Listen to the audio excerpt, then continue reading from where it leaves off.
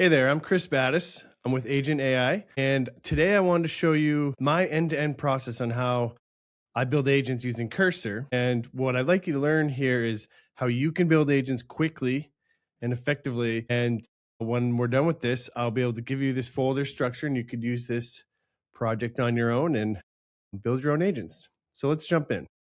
Okay, first I want to give you a bit of a lay of the land on what we have here in Cursor. So within this project, I have a README document that outlines the whole process of how you use this project. You can run this command to duplicate this folder, and so you can have a unique workspace for each agent that you build. But really, what we're going to do is the first thing we're going to do is we're going to ideate on this agent. We're going to define the problem, the target user, and then we're going to create a product requirements document, and we're going to name the agent and write a description for it. And then we're going to generate all the actions required to make this agent work within Agent.ai. And then we're going to polish this off. We're going to apply our brand voice and tone, and we're going to refine the user-facing copy. And then we're going to create a product marketing brief so that we could take this agent and provide our marketing team all the materials they need to publish and promote the agent that we've built. What I've done in here is I've written custom Cursor rules to allow the agent in Cursor to guide me through the process, just as we outlined, almost autonomously. A little bit of human in the loop, but pretty remarkably hands-off, if you ask me. Over here, I have files for the different phases. So in the Ideate, I have a discovery call script. So these would be questions we could ask someone if we're on a call with someone. I would use this when scoping out a solution that I'm building for a customer or a client. Then I've pre-populated our actual personas. We have what we call rave standards. This is our way of scoring whether this agent is a good fit or an agent we want to prioritize to build for our target audience. I suggest you use that. This is very useful when trying to figure out which use case you may have, which would be most powerful and valuable for the users that you're kind of focusing your build on. Then we have the document stage. So I have a PRD generator prompt, as well as an example PRD that I like to use for reference. Then I have loaded in here all the actions that are available with an agent. And I've also provided example JSON files of different agents I've built so that the language models can reference these when creating my code here. Then I have in the polish stage, I have naming guidelines for agent names and descriptions that our marketing team and UX team has vetted and approved. And we also have writing style guide. So again, I'll use this information to provide the language model more information on how we want these built. Then I have a product marketing brief template. And this is to show the language model what I would like out of a product marketing brief. And when this is complete, I should have everything from a overview of the agent. I discuss the kind of some customer stories. I call it kind of heaven and hell island. Like, what would this user's like absolute hell look like? And if we can provide an agent that fixes that, what does their heaven island look like, right? And so I like to define that way. Also, this product marketing brief will create blog topic ideas. It will create social media content. It'll create JSON schema for AEO optimization. It's pretty elaborate. And then I have some other reference guides on other things that the language models can reference for just to help accurately build these agents. Okay, to get started, what I'm going to do is I'm going to start a new agent. And in this agent, I'm going to say, I want to build an agent that writes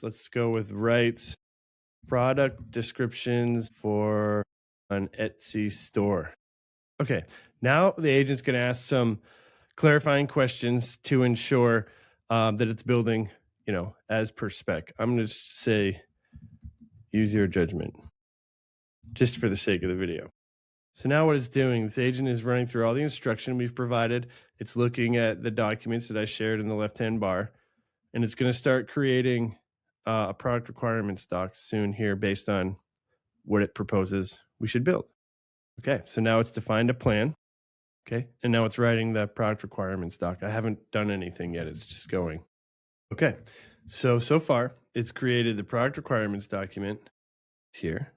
I can review it. Let's assume it looks good. I'll keep it. Okay, now it's written the JSON for all the actions. Let's just assume it's good. I'll keep it. And now it's providing an overview of this agent.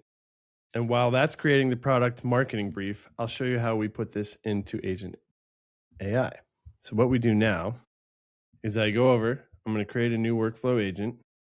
Now I need to go back and look at what the name was. Etsy listing writer. And we've decided that this is the description, at least for now. So I'll put that in here, hit save. And now here's some new functionality that the product team has recently released. So what I can do is you have this new button called Agent Assistant. And in here, this would allow you to use natural language and explain what you want for a workflow, and it will build the steps. But also what we could do is I can go to this box here and I can paste the entire JSON in. So I'll go back to cursor and I'm going to go to the actions JSON, grab all this, paste this in, hit apply to draft. Now you can see these are all the steps. And then I need to save it and publish it. And now you can see I have an Etsy listing writer ready to be tested. So let's try it out. Let's just use these examples. So it's going to be a handmade ceramic mug. It's going to be clay or ceramic. It's blue, large for lots of coffee, and it's very durable, let's call it. If you're like me, it's going to get knocked around, probably end up in the backseat of the car. What category fits best? We'll go with handmade goods, and I'll say ceramic mug. Okay. And then what's our brand's vibe? So I'll go with warm and friendly, and here we are. So while that's going, I'll stop back over in cursor. Oh, here we go. All right, so now we've just created a product description writer for Etsy stores. I got a title. I have full description that meets the length required for Etsy. It's provided tags to put in Etsy to help the algorithm find the product. I have feature bullets. I have an SEO tip, and a little bit of instruction. That was really fast. So now what we do, I'm going to go back over to cursor, and let's take a look at what we have created since we've been gone. Okay, so we have the agent summary. We saw this. Okay. Files created, PRD. Yes, please. Now we have the product marketing brief. Let's take a look at this document. Let's assume we like it. We'll keep it. And then I'm going to preview this. Okay, so now this is the product marketing brief. We have the core product info, the description, target persona, key capabilities of the agent, the positioning, the Hell Island, Heaven Island I was mentioning earlier. Then we have current workarounds. What would this user do if they didn't have this tool built? Then we get into technical considerations. So if anybody on the product marketing team wants to have some deeper dive is why this is special from a technical perspective, that's all in here. And then we have a bunch of marketing ammunition, some benefit statements, before after comparison, some content hooks. I have a video script, or at least an outline for one. We have some blog article angles. We have some social media posts.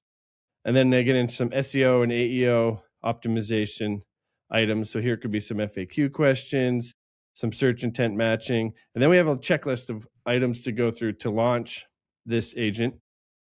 And then here's an example preview of what an output would look like using this agent. And then we have some success metrics on what what success from this agent would be.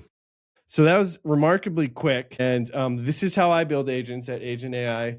And I just wanted to share this with you to give you a feel for how we're building agents and how quickly you can build these agents as long as you have all the contextual materials like, prompts and brand voice and documentation on all the actions that you can use in Agent.ai. And I'd be happy to share this with you. And I would love to see what you build. Thanks for watching.